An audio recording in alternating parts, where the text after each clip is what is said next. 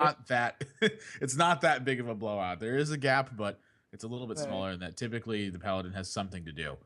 Um, Yeah, especially if they run like double Belcher and the anti-heal bot with Lay on Hands and Guardian of Kings, they have a lot. And of course, when they start with like Muster for Battle, the only answer for a Mech Mage is the Blast Mage. And if they don't have Blast Mage, these ones just keep on piling a lot of pressure because you do to kill them, right?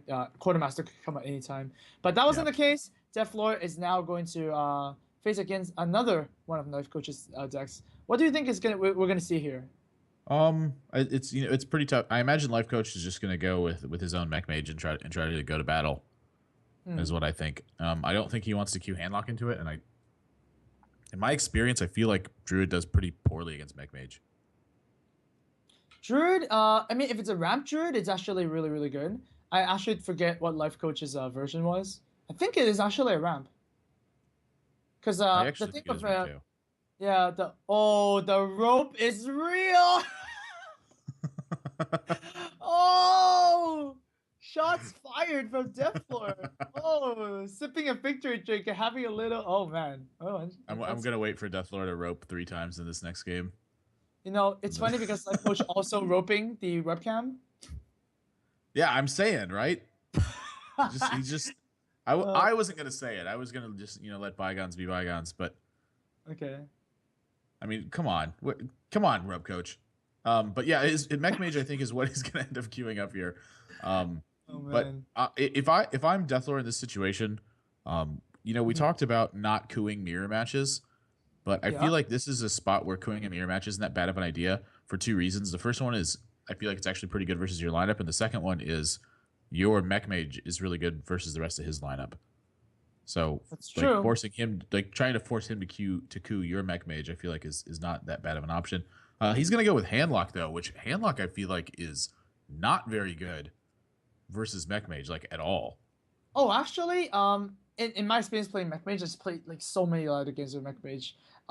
It's actually quite a hard matchup for Mech Mage to do because once your opponent puts on these taunts and whatnot, you cannot do any more minion damage, right? You have to rely on for fireballs, and at the same time, you do want to mulligan to your early game as well. So you do not want to see a fireball early on. So it's actually quite difficult. You do need to more or less cheese out the handlocks for a victory. And oh, so there you go. Deflor does Wow. decide to coup the handlock because like it is a very difficult matchup actually.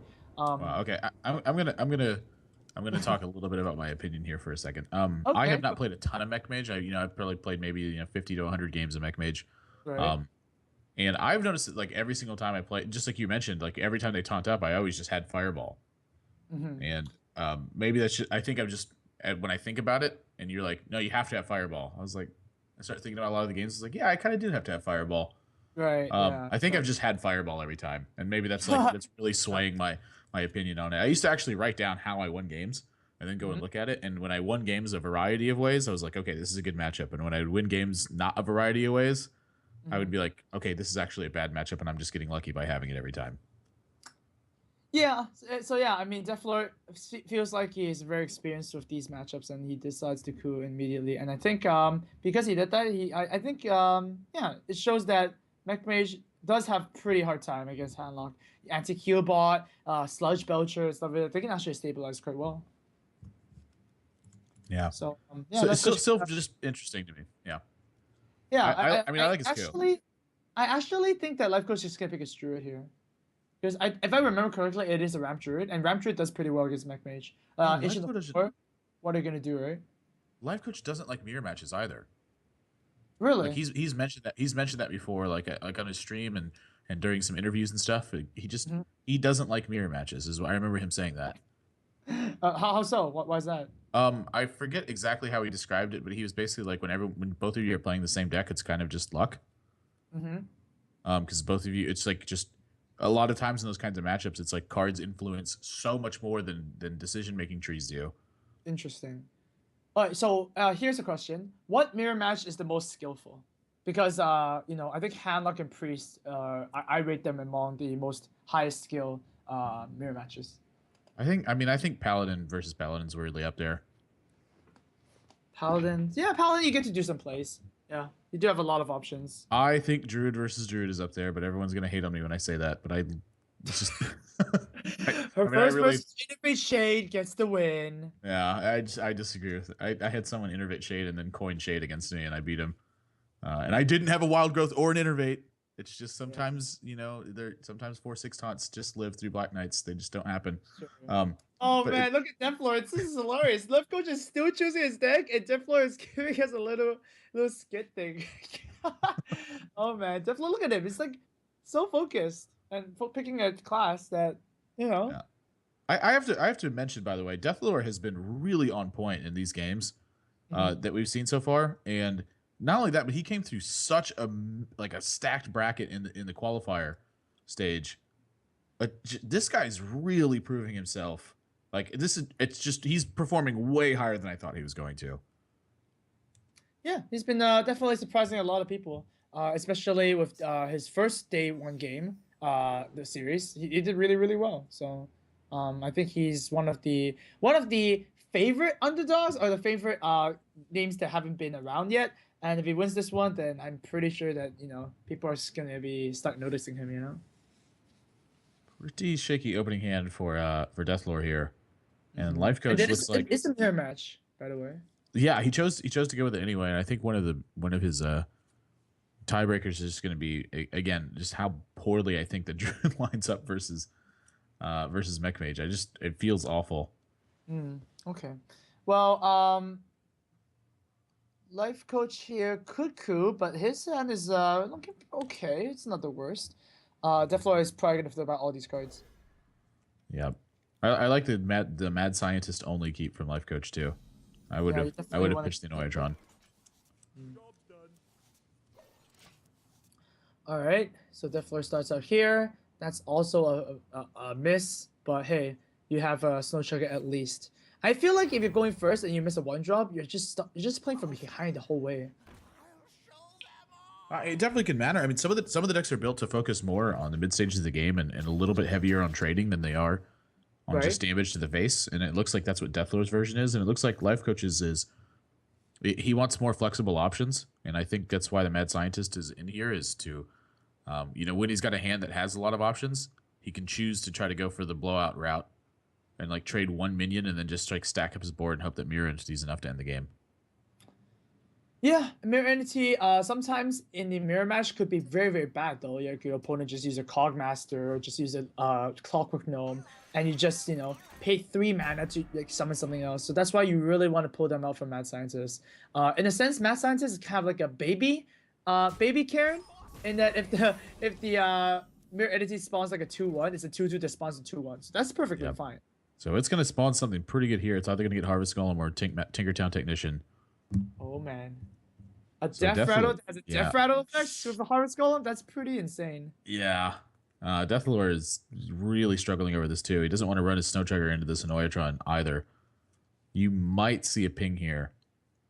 Really, I mean, in the mirror match, you really do not want to ping ever Yeah, because if you ping, you don't establish. the tempo's so important.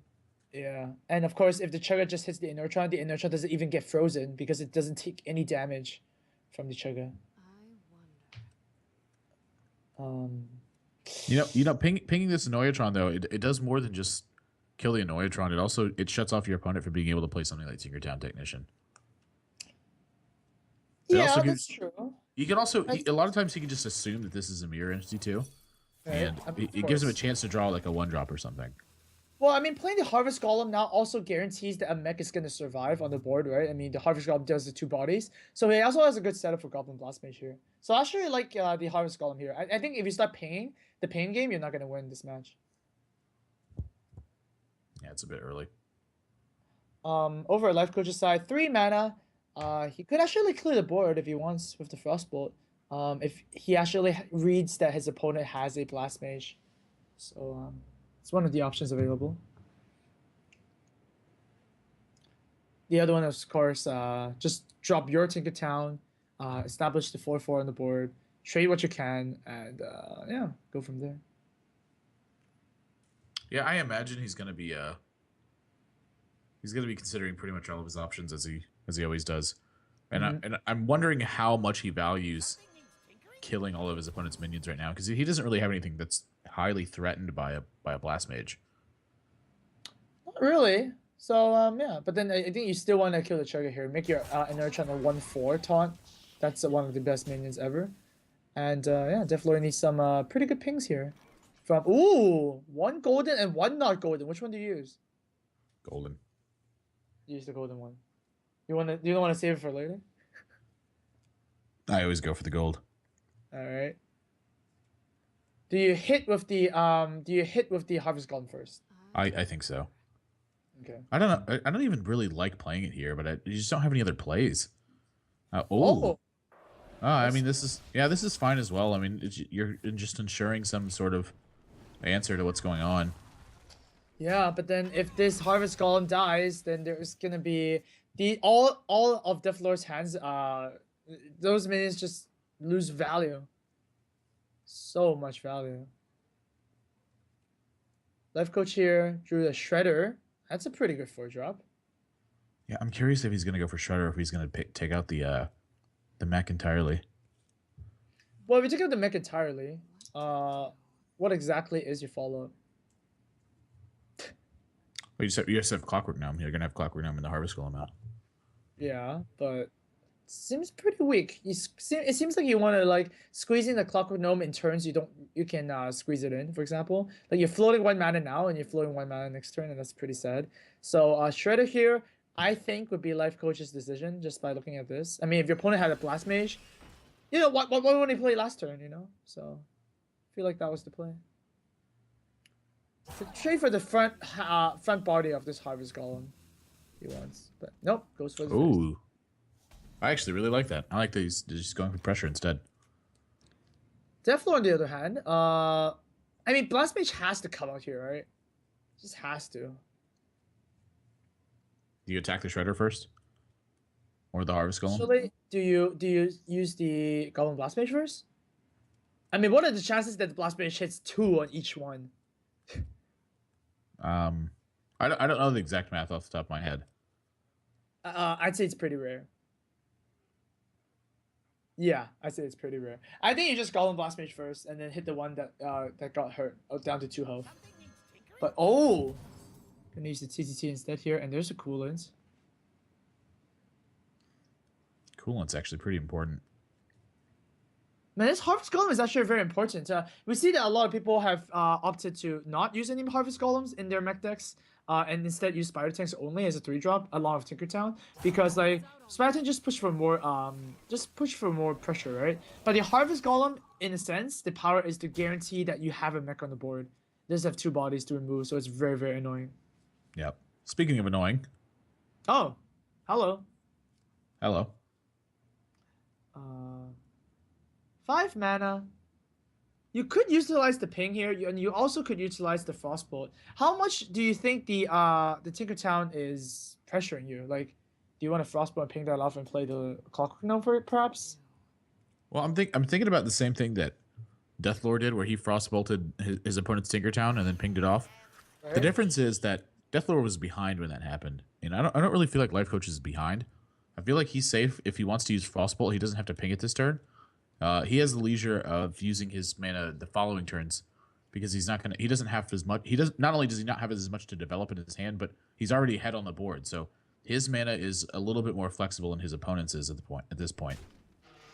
Oh, backtracks and actually kills the Harvest Golem off this time. Pings this off, and we might even see Inertron or come out here. I think you're gonna see Frostbolt here. You think it's a Frostbolt? I think it's an Inertron. I mean, Inertron looks really, really yummy here. Oh, Frostbolt it is.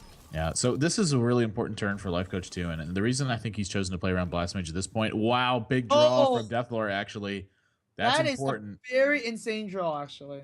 Lifecoach chose to shut off the Blast Mage this turn because he has 2 1-health minions on the board. So this is what I think he was thinking about, kind of going into these turns. Oh man, looking at both players' hands, it's gonna be like a face-off between Dr. Broom and Antonitis. Well, he misses that. Wow, missing that Harvest Golem that many times is kind of brutal. Well, at least you did clear the 2-1. So yeah, at least all 4 didn't go for the face, right? Remember? Yeah. Remember? Goblin Blast Mage just likes to go for the 4 in the same phase. It's kind of like a Corcoran Elite, you know?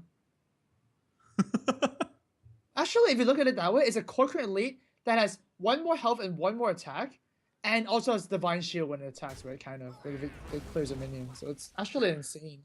Whoa! Lifecoach's hero power can now target minions. Two thanks times. to that Steam Wheel Sniper. It can target minions 2 times. Wow, that's a big deal. Yeah. You know what I wish the Steam Wheel Sniper can do? I wish it can just change the hero power to like an arrow. You know, just change all hero powers to arrows. That would be a cool effect.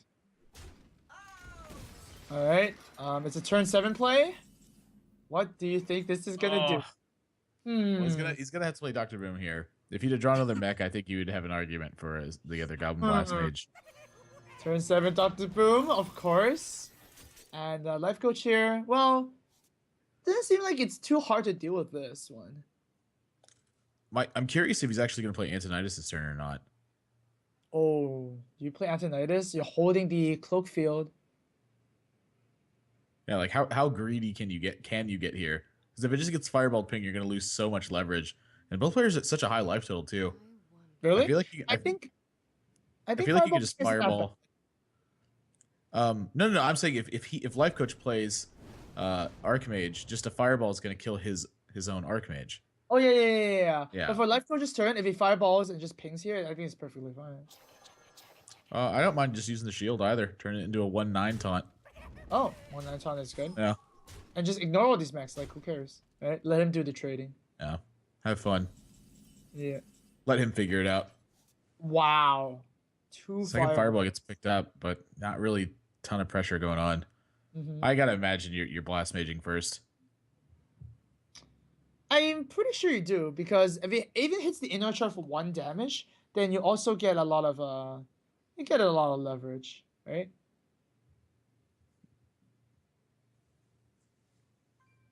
Now Dethelor is roping the camera. The floor is roping the camera. Oh man.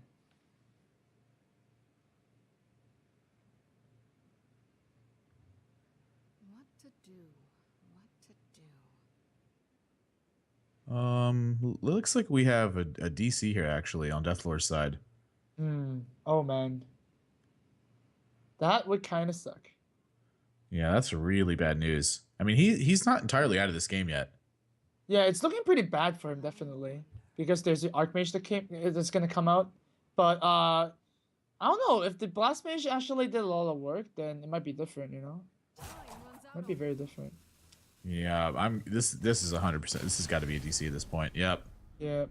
So Dethelor's DC'd, and yep, I'm not the admin of the tournament, I'm Oz, so I don't know the rule regarding Yeah, that. we'll have to see. But, let's just get Dethelor back first, and we'll see what the admins decide to do. So that game seemed like it was a lot, like the tempo swings kind of moving back and forth. Lifecoach had an early open.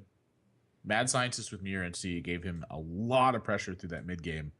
But Dethelor's draw was pretty decent, and he was able to actually kind of stay in it up until the last couple turns of the game, where it looked like, obviously he can't see his opponent's hand.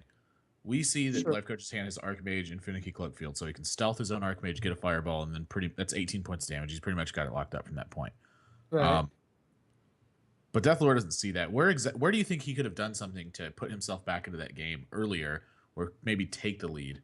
Was it just was Mirror NC just giving that much pressure that he didn't really have a way to do it? Well, I mean, playing the Harvest Golem was definitely correct to deal with the Mirror NC, right? I mean, you do want the mech on the field, but at turn 4, he opted to use the Frostbolt plus Ping instead of the Blast Mage, right? Had he actually played the Blast Mage and had actually killed something like, the Inertron, for example, and the TTT instead trades for the Blast Mage, that might have been the leverage, because it would have killed more than one thing. The Frostbolt only killed one thing, right? So that's the only thing I guess could have been different. I do like his play though. I think I do prefer his play more than what I thought of. But yeah, going to the DC moment, not really sure. Yeah, it looked pretty close, but I still think that is the Lifecoach's favor, because the Dr. Boom was so easily dealt with. Yeah, I mean, the cloaking an Archmage certainly is one of the ways that you get an advantage too. It's a little bit much to have to push through. But something I wanted to look at when I thought about this is if his plan was to Frostbolt and ping afterwards, is Tinkertown Technician a better drop than Harvest Golem would have been? Because if Well, he's not going to play the Blast Mage, he doesn't need a mech on the board. yeah, exactly. And you can actually save the Harvest Golem for later, in a sense, right? And then just Frostbolt in turn 4, and then turn 5 you can play the Harvest Golem plus a ping, and then use the Blast Mage like that instead. Yeah, that's definitely interesting. But of course, Mirror Entity does give your opponent the 4/4, and if your opponent has a Frostbolt, for example, you can actually ping your Tinkertown and use their Tinkertown that was copied from your Tinkertown to pressure you for a lot of damage. God damn it, Mirror Entity. So yeah, we just heard that Dethelor did come back, and that means they're deciding what to do here. I guess I should chip in here. So yeah, if we can actually go back to their class selection deck, Admirable, if you can talk about that, those matchups then. Yeah, so his mech mage, I'm pretty sure is going to be gone here. It looked like he was going to lose anyway. It was DC pretty late into the game, where we have some sort of context. So it looks to me like Lifecoach is going to pick that one up, but he doesn't have his coup available anymore, which is really, I think, the bigger deal. And then Hunter, Druid, and Warlock. I don't really know which one of these is going to function best against mech mage, and I feel like Hunter is going to do okay versus it because it's a face Hunter. You're just going to be able to kind of push through it. But Annoyatron can really change the way that one works. Like Mad Scientist and Mirror Entity is not going to be good versus Aggro Hunter. And versus Warlock, you really don't want to be fighting against potential Mirror Entities. So it's pretty tough to... I think it's pretty tough to choose a deck here. This is one of the reasons why I didn't like his coup on the Warlock, is because his lineup also is kind of weak to the Mech Mage. So I would have liked to see him. I would have liked to see this mech mage get coup. It feels to me like it's been the strongest deck so far. Like there's not really a ton of other aggro decks that are available right now, and it has one of the best curves with some of the best mid game, and it's got a lot of resilience to scale into its 7 drops with Dr. Boom and Archmage Antonidas. Then it's also got push with Fireball and Frostbolt. It's got all the tools you need really to be an aggro deck, but it's not like the old aggro decks where if they played turn 1 Undertaker, you got your face curb stomped by a 17/18 1-mana creature. So it's like it's right in the right place because there are counters to this sort of strategy. But right now it feels like with what everyone's chosen to do, Mech Mage is just so strong. Yeah, we might have to just find a new invention. So if you can think of a deck that beats Mech Mage like it's even 70% of the time, then that is the deck to play in ladder. And every mage is Mech Mage. They just mulligan for it. You don't even care about Freeze Mage, right? So yeah, we'll see. We'll have to see.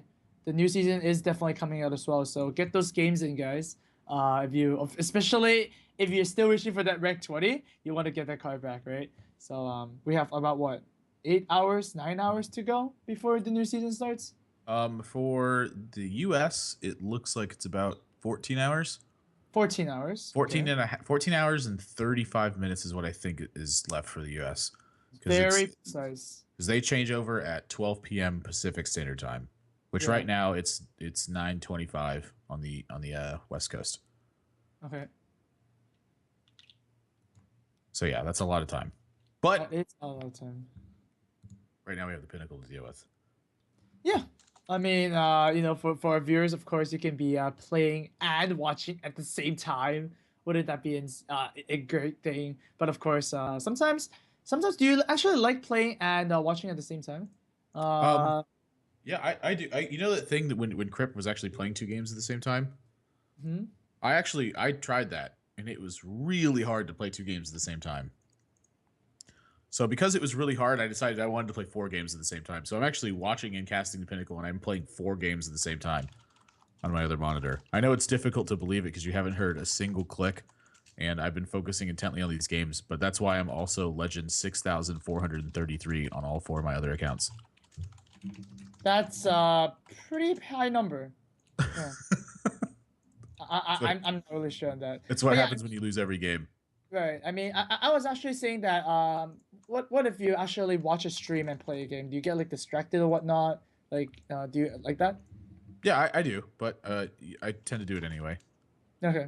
Cool. I like seeing what's going on while I'm playing. If I'm intently practicing, no, I'm gonna focus, and I'm not gonna have music on, and I'm just gonna, be taking notes and all that sort of thing. But I don't feel like that watching and playing is that much of a distraction. There's plenty of people who can do it, and they play just fine. Okay, there you go. All right, so I just got the admin word that Dethelor has actually been locked out of his account. So yeah, I guess the plan is for him to drive to a internet cafe, I guess. He said there's one really close by. So guys, we're gonna actually take a quick break here. We're gonna take a 10-minute break. Sorry about this happening, but hey, sometimes it happens. And if Deflor doesn't get this fixed in 10 minutes, then we'll have to move forward. Hopefully that doesn't happen. But yeah, stick with us, guys. This is the Pinnacle 2. We'll be right back in 10 minutes. Have a little break right now.